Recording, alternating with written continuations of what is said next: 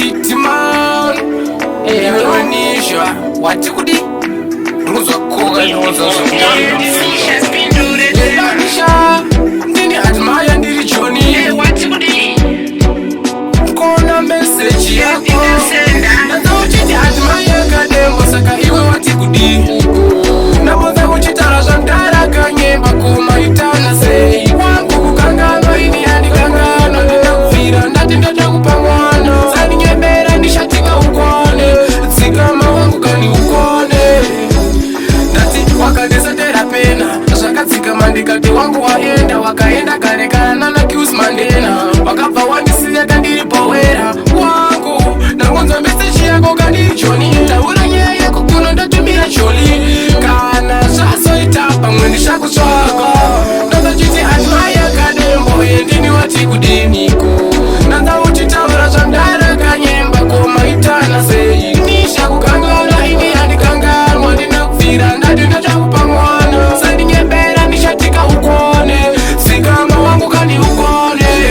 mari dzamaizhena na Freeman kana skedi boss kana sekalasi patendi mwesa uye nenguwa waizouye ndatotsamwe chatova chirukasi apa ndati ndikakusendera waingonfenzera waiti dedi nguwa yareba kana ndine mari kana ndisina waiti babi dati wakatanga ndauchiti admire kadembo saka iwe wati kudi nabonza uchitara zvamdara kanyemba koma itana sei wangu kukangano ini yandikangano ndinakufira ndati ndachakupa mwana sandinyembera ndishatika ukone tsikama wangu kani ukone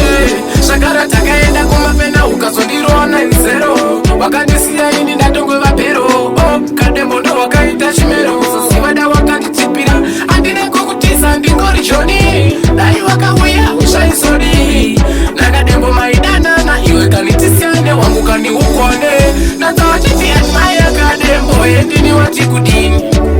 ndakanza kuchitara zvamdara kanyemba emaitana sei ndichitaikangano wangu wanokangana usasitipa ndinoti ndokupa mwana usaninyembera ndishatika ukone kutsikama wangu kani ukone pateni weiuya wakarova nengemba weiuya wandibikira kamatemba apa ndati mukadzi wangu ndichikutemba ndiwe wandisiya wani ndiri muchemba wangu wanditina iwe wanditina rekandipatsina kadembo waitipirori matika zvaizodi kurukisa makodi akadembo yendini wati kudini ndakanza uchitara